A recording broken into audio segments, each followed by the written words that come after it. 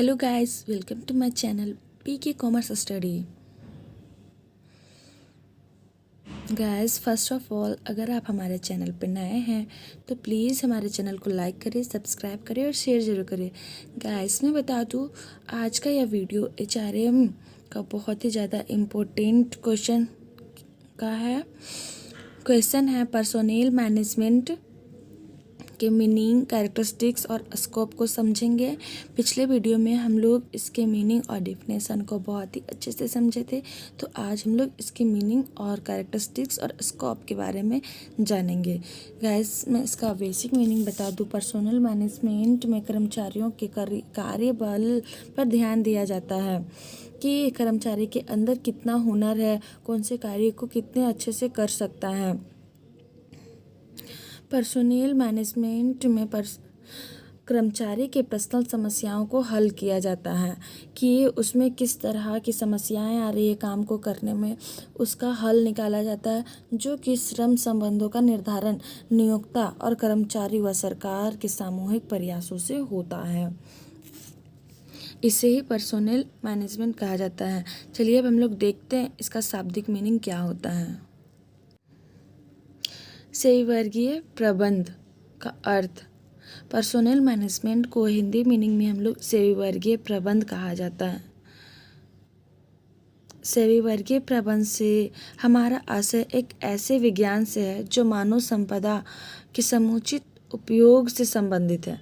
सरल शब्दों में कर्मचारी इस योग्य बने कि वे उपलब्ध साधनों को ठीक प्रकार से उपयोग कर सके तथा यथाशक्ति अधिक और अच्छा काम करने की प्रेरणा पा सके।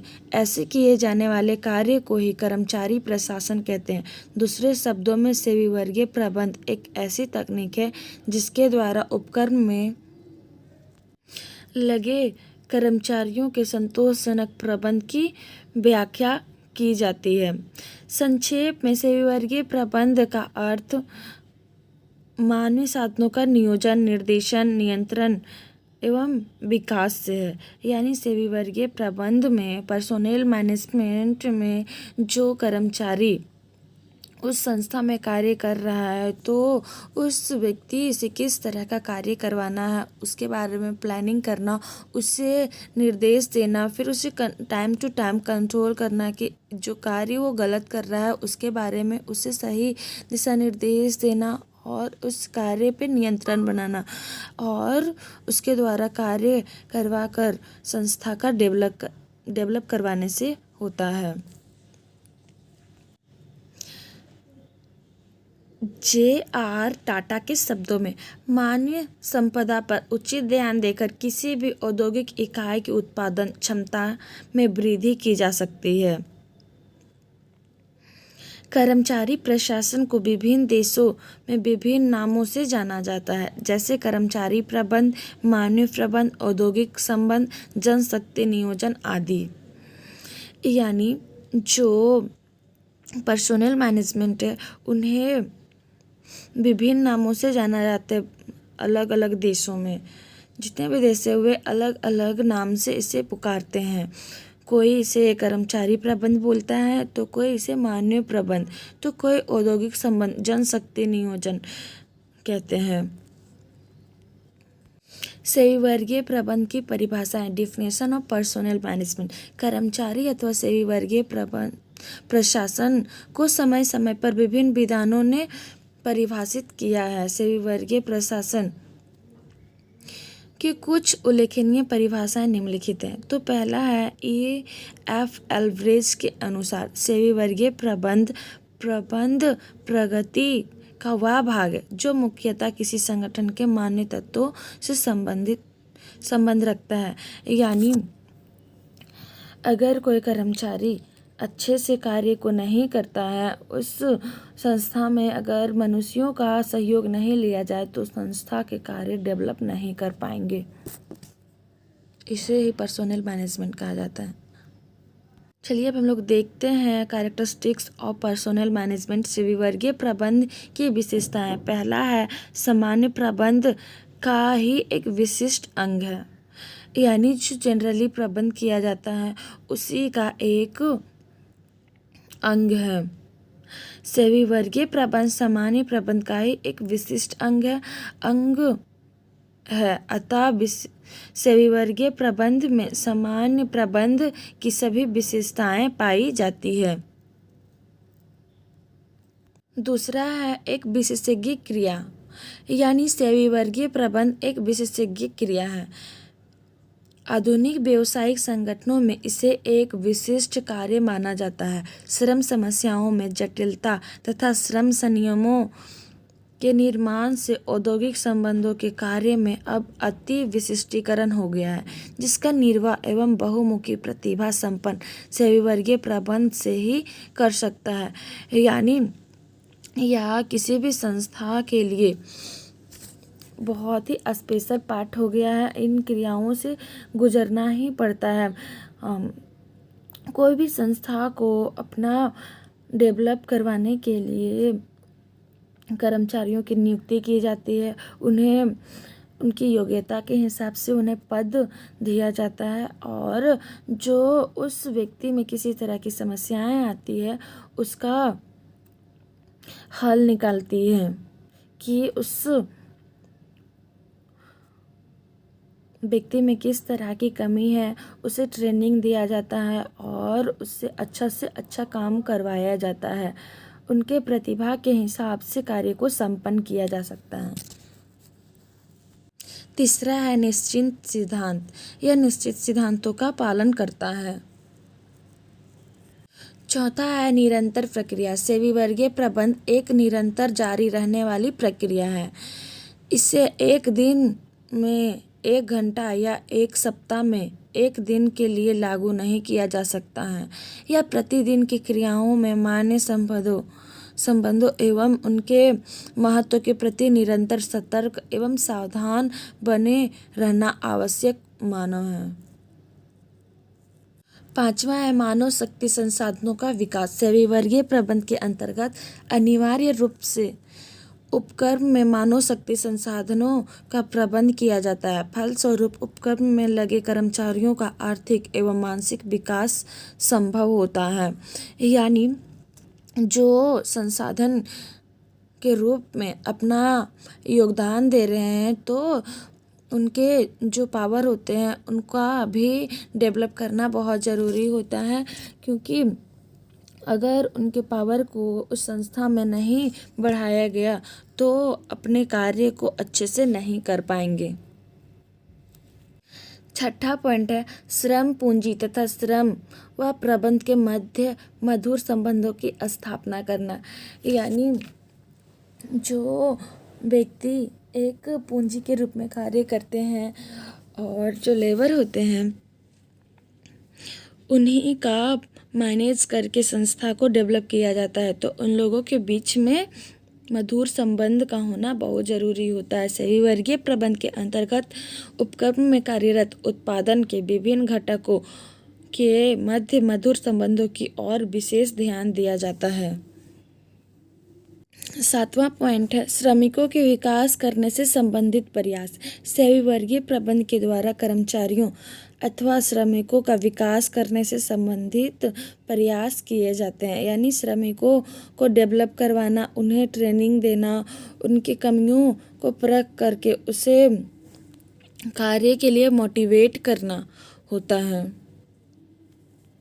आठवां पॉइंट है श्रम शक्ति का समुचित उपयोग। यानी जो व्यक्ति संस्था में कार्य कर रहे हैं उसका समुचित रूप से उपयोग करना। सेवी वर्गीय प्रबंध के द्वारा मानव शक्ति, श्रम शक्ति का समुचित उपयोग किया जाता है। सातवां है कर्मचारियों का व्यक्तिगत एवं सामूहिक विकास। कर्मचारी प्रशासन कर्मचारियों के व्यक्तिगत एवं सामूहिक विकास पर बल देता है। 10वां है कर्मचारियों के संबंधों की व्याख्या। सेवी वर्गीय प्रबंध कर्मचारियों के संबंधों की व्याख्या करता है। 11वां पॉइंट है श्रम के साथ मानवता के व्यवहार की महत्व। सेवी वर्गीय प्रबंध इस तथ्य पर जोर देता है कि श्रम एक सजीव वस्तु है, अतः उसके मानवता का व्यवहार किया जाना चाहिए। यानी जो श्रमिक संस्था में कार्य कर रहे हैं तो उन पे जो उसे किसी तरह की समस्याएं आती है, उसे अपने काम से खुश नहीं होता है, तो उससे उसके कार्य के बारे में जांच करना, उसके समस्याओं को समझना और उसे मोटिवेट करना और उसके साथ अच्छा व्यवहार करके कार्य को करवाना चाहिए। चलिए अब हम लोग देखते हैं सेवी वर्गीय प्रबंध का कार्य क्षेत्र यानी स्कोप ऑफ पर्सोनल मैनेजमेंट। सेवी वर्गीय प्रबंध का कार्य क्षेत्र काफ़ी व्यापक है, जिसमें कर्मचारियों से संबंधित सभी विषयों समस्याओं को सम्मिलित किया जाता है।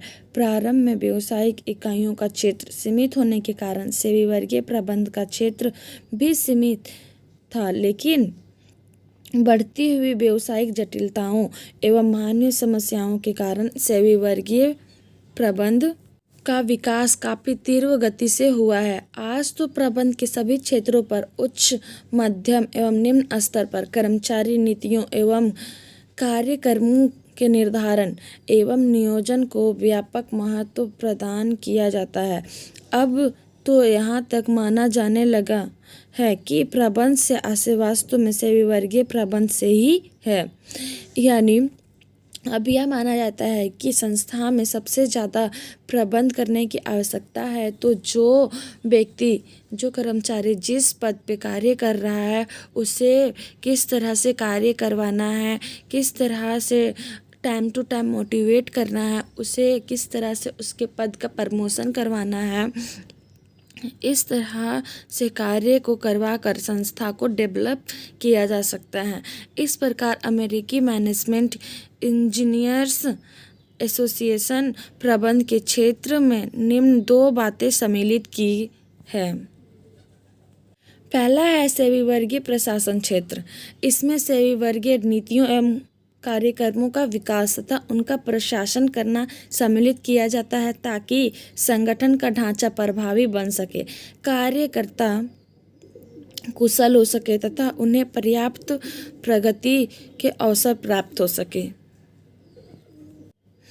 दूसरा है सेवी वर्गीय कार्य एवं उपकार्य नियोजन संगठन। इसमें कर्मचारियों का नियोजन, संगठन, निर्देशन सम्मिलित किया जाता है, यानी कर्मचारियों से रिलेटेड प्लानिंग की जाती है, फिर कर्मचारियों का संगठन बनाया जाता है, फिर उससे डायरेक्शन दिया जाता है कि कार्य को किस तरह से करना है।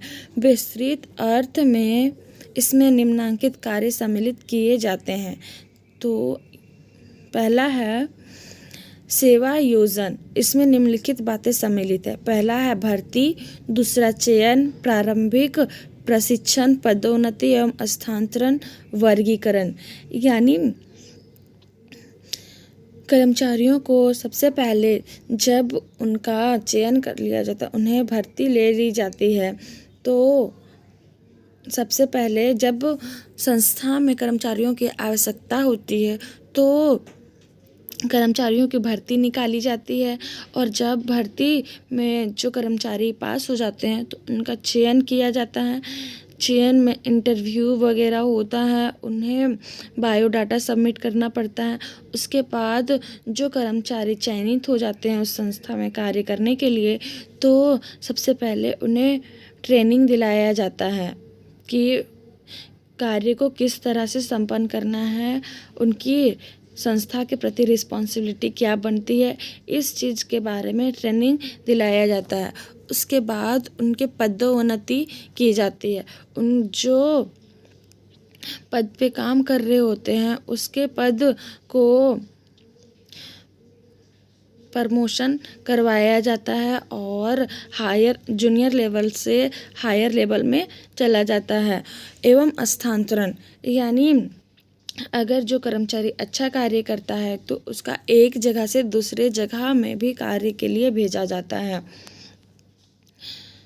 ई नंबर है वर्गीकरण। इनके वर्ग बांट दिए जाते हैं, जैसे मैनेजर, सुपरवाइजर, इस तरह से इनके वर्ग को बांट दिए जाते हैं। दूसरा है वेतन एवं मजदूरी प्रशासन।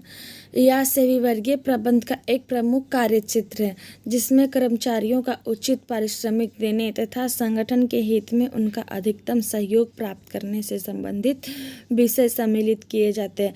अन्य शब्दों में इसमें कर्मचारियों में संतुष्टि बनी रहती है, कार्य क्षमता में वृद्धि होती है तथा संगठन के हित में उनका अधिकतम उपयोग करना संभव होता है।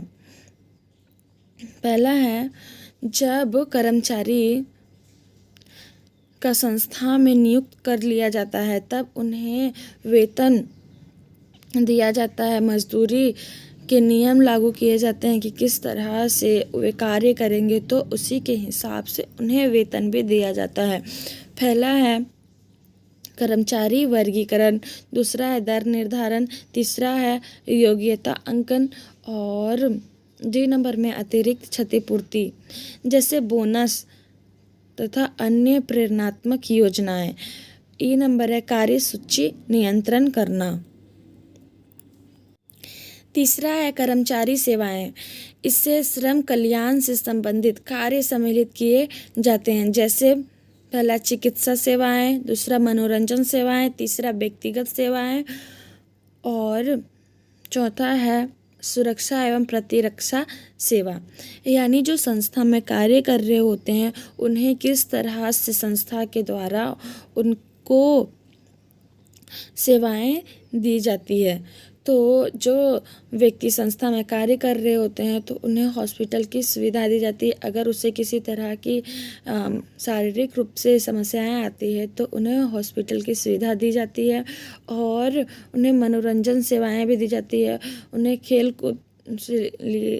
कूद के लिए भी उन्हें खेल सामग्री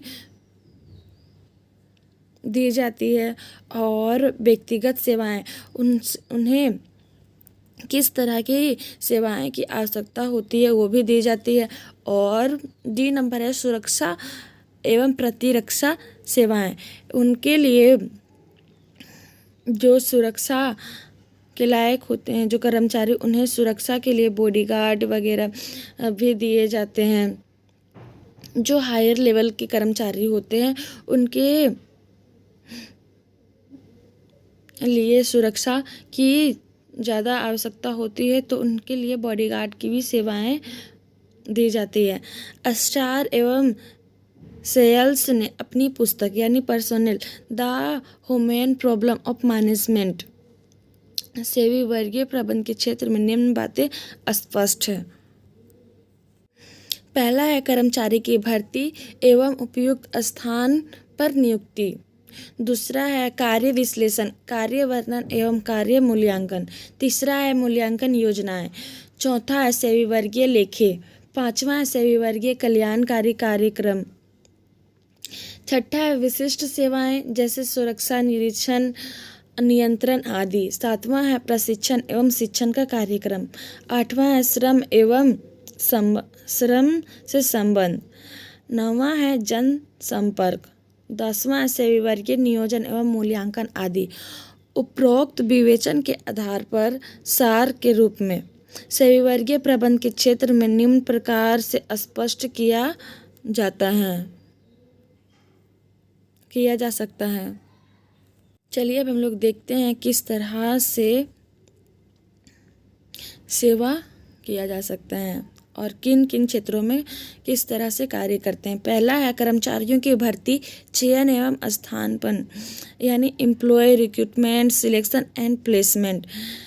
सबसे पहले संस्था में जब कर्मचारियों की आवश्यकता होती है तो भर्ती निकाली जाती है। इसके अंतर्गत विज्ञापन एवं अन्य माध्यमों से कर्मचारियों की भर्ती करना, फिर उसे परीक्षण एवं साक्षात्कार, श्रम शक्ति नियोजन एवं भावी आवश्यकताओं का अनुमान, उपयुक्त स्थान पर कर्मचारियों की नियुक्ति आदि बातें सम्मिलित की जाती है।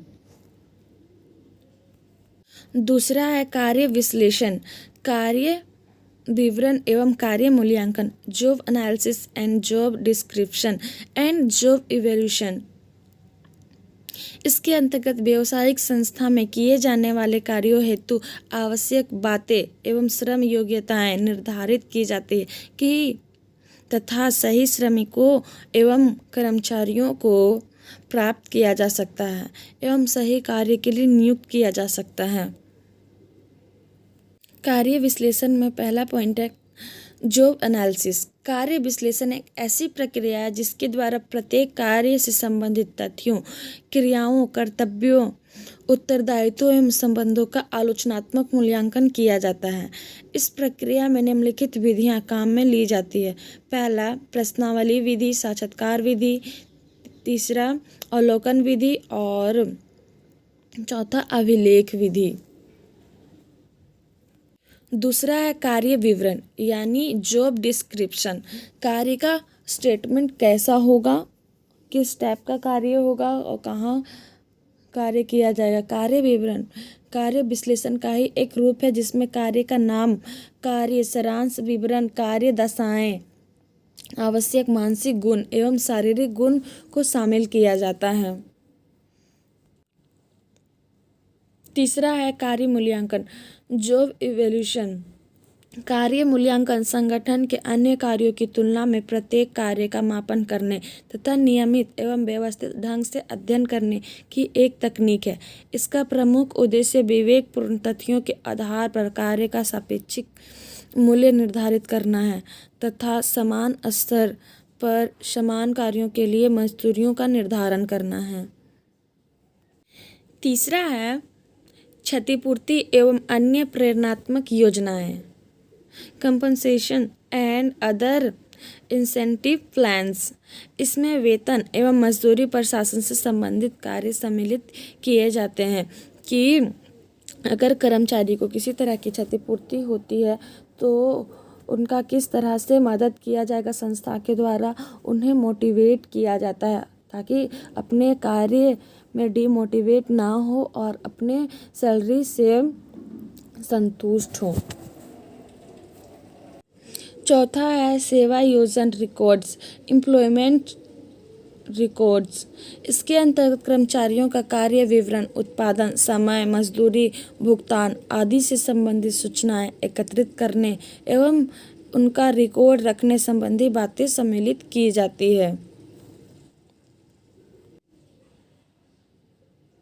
पांचवा है कल्याणकारी क्रियाएं, वेलफेयर एक्टिविटीज। इसके अंतर्गत सभी वर्ग के कल्याण से संबंधित क्रियाएं सम्मिलित की जाती है जैसे बीमा, पेंशन, छुट्टियां, आवास, मनोरंजन, चिकित्सा आदि।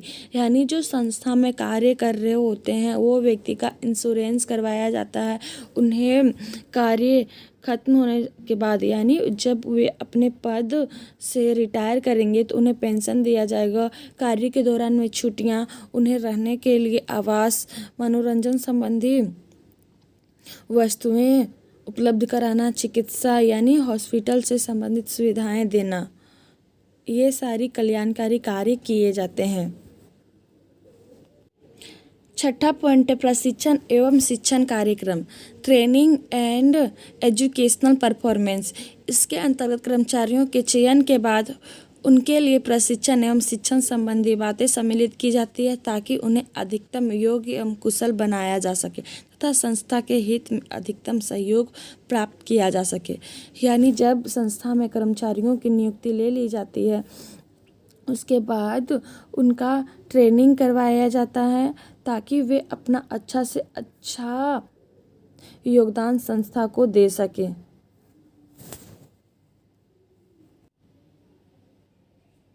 सातवां पॉइंट है श्रम संबंध यानी लेबर रिलेशंस। यह सेवावर्गीय प्रबंध का महत्वपूर्ण कार्य क्षेत्र है जिसमें नियोक्ता और कर्मचारी के मध्य विचारों का आदान प्रदान, सामूहिक निर्णयों का प्रशासन तथा संविदा सम्मिलित किए जाते हैं। यानी जो कर्मचारी होते हैं वे और नियोक्ता दोनों के बीच में एक मधुर संबंध होता है, अपने विचारों का आदान प्रदान करते हैं, एक समूह बनाकर एक दूसरे से अपने विचार रखते हैं कि किस तरह से संस्था में कार्यों को किया जाए जो कि ज़्यादा से ज़्यादा सफलता प्राप्त की जाए और किसी तरह की कोई समस्या ना हो और ज़्यादा से ज़्यादा संस्था को लाभ हो। तो पहला है श्रम संघों द्वारा विचारों का आदान प्रदान किया जाता है। दूसरा सामूहिक सौदेबाजी सौदेबाजी की जाती है। तीसरा, औद्योगिक विवादों का निपटारा किया जाता है, यानी कर्मचारियों के बीच में जो